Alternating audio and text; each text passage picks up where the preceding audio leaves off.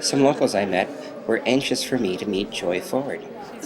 She's become rather a big name here in town, long a music entrepreneur, publisher in the music industry in this town, connected to many, many names. And a private investment group, the Lionstone Group for Texas, thought that her land would be perfect to build on. So they tried to condemn it and use an eminent domain case. She would negotiate a win eventually out of it. Let's talk to Joy. Chosen by random. That they didn't plan on being a hero. That they just sort of had circumstances happen to them. What were your circumstances, Joy? I hear you've been involved in property rights. Yes. Well, you know, my husband and I bought some property in Nashville, Tennessee, and I'm a publisher for like George Jones songs and John Anderson songs and the late Johnny Paycheck and various other people, and I've helped Otis Blackwell, who wrote All Shook Up, Great Balls of Fire, Return to Sender, Daddy Was a Rolling Stone, Fever, Handyman, for a lot of different musicians. I've helped in at that little place that we bought there in Music Row. If you want to go on, you can say Joy Ford Music Row, Google it, and you can find out all of the information about it. But people came from Texas over there and wanted to take my property. They thought they had a better plan than you. Yeah, they thought that they wanted to build this bigger building, and it would be it would give them an in for Nashville, Tennessee. They could just build them a building and they'd be in Nashville, Tennessee, and it'd be more of a tax revenue for the city. And I said, you know, I've been here for 37 years, and I've helped a lot of people in this business here, in the music business. And if I put all of the money together, in for all the people I've helped throughout, it would go in the billions and billions and billions if you put it all together for everybody. They may have picked on the wrong person, because you're rather connected out in this town. And they could have picked on someone smaller than you who wouldn't have had the voice to stand up and say, I don't think I'm going to let you do that. Well, I didn't know exactly what to do because my husband passed away, and 2 weeks after he passed away, they started trying to take my property, and I fought for 10 years to keep those people from taking my property from me. That must have cost you huge amounts of money. It cost me a lot of money, but then whenever they came down and they took the government to come and take it by eminent domain for private use, which the United States Supreme Court had ruled that the United States could do that through the Kelo and New London, Connecticut versus New London, Connecticut decision, where there was 9 judges in the U.S. Supreme Court up there. They told them that they could take anybody's property that they wanted in New London, Connecticut, which these property owners could not fight anymore. There was 9 judges there, and 4 of them said no, and 4 of them was friends of one of the judges there that was retiring, and she wanted a feather for her cap, so she took a 200-year-old law, which was eminent domain for public use, and changed the decision for public use to private use. And then she left office, but then the United States was all vulnerable for losing all of their property. Every property owner in the whole United States was vulnerable at that time for them to take their any. I'm reading about the Connecticut case, but I didn't know about yours. Well, they left there and they came to Tennessee, and because of that ruling up there, the government thought they could come to me and take my property. The Texas people asked the government to take it with eminent domain for private use, which they had ruled that would be okay. And well, I said it's not okay because, you know, if you do that to me and you set a precedence to take my property away from me, then you're going to take all these people out here, families that have children that's in school and paying off their mortgages and fighting to have a little piece of land that belongs to them. Of your town, were they behind you, or were they behind the developers? No, some of them didn't know what to say, but I'll tell you, there was some of the council people that came to me and said, this is unconscionable for them to be doing something like this to you. I mean, my husband passed away, and I didn't know what to do. I prayed for 4-5 days solid and cried and my eyes out, asking him to tell me what to do and guide me where to go, because I had no idea. I'd never heard of such a thing in my life.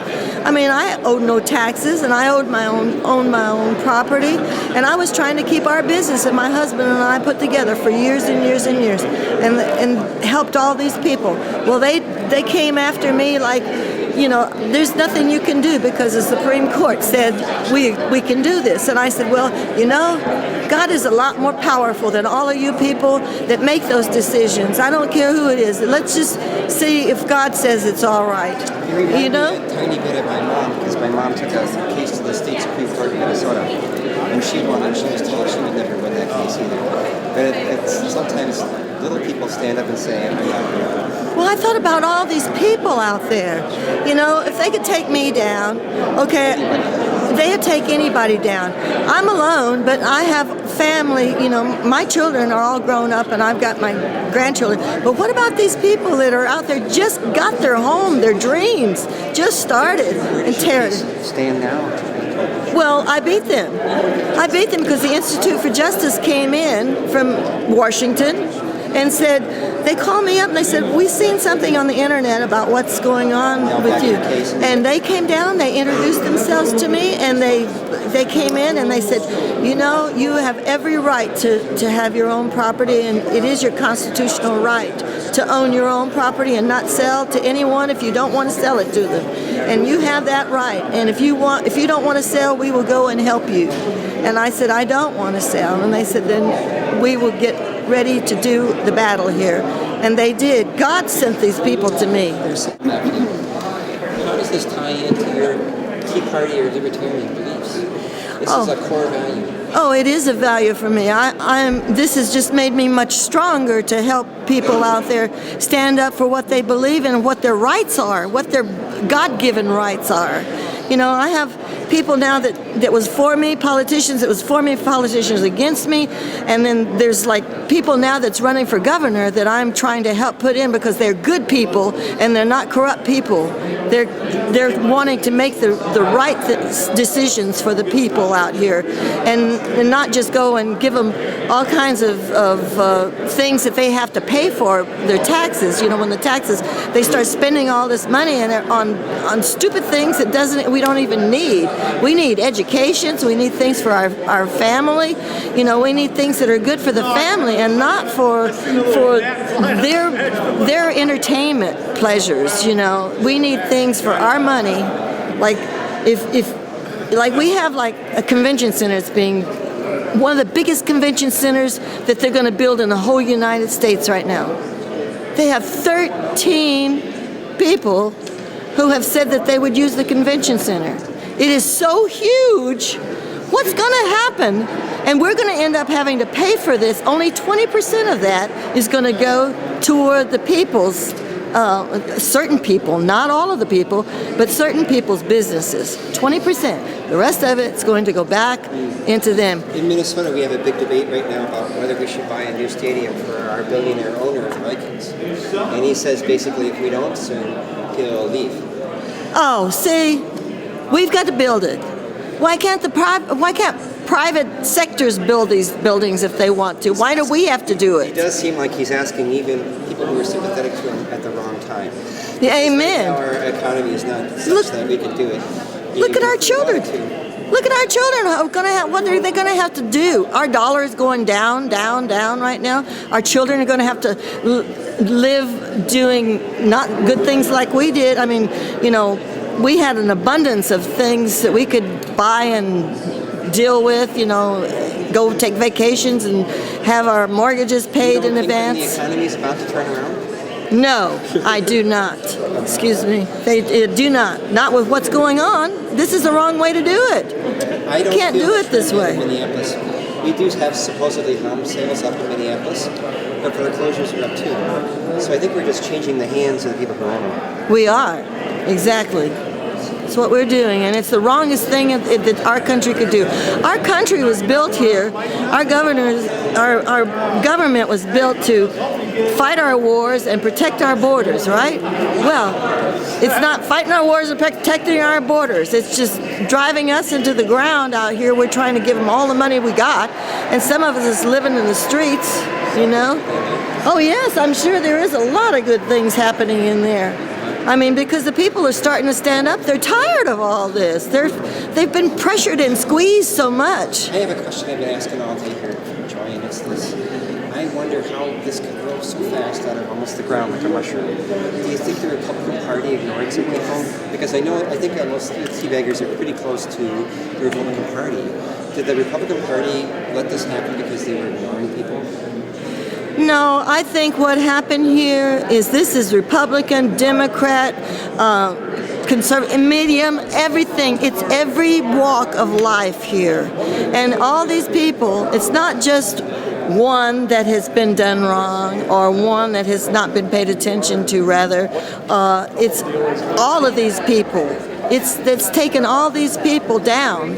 Everyone that's walking this hallway and going into this convention right now, it's because something has happened to them. They've lost their homes. They're about to lose their homes. They've lost their jobs. They've lost all of these people.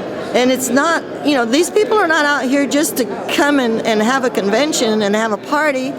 I mean, it's here to speak out and tell the government, you got to stop this, We are suffering out here. Most people don't get out of their chairs. They just yell at the TV. These people have gotten out of their chair.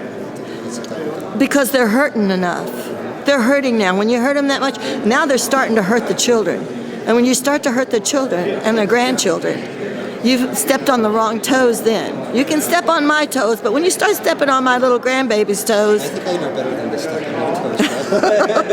Well, I'm going to speak out and tell you, this is not the right thing to do, as soon as you start doing that. Why pay billions and billions of dollars to these big, huge conglomerate banks that have been in business and for years and years and years and takes like 30% of our interest on our credit cards and everything else? Bail them out. Why not let them fall and go out? Because obviously they don't know what they're doing, or they wouldn't be asking for $50 million or $1 billion or whatever it is. They wouldn't be asking for it if they knew what they were doing. So let them go.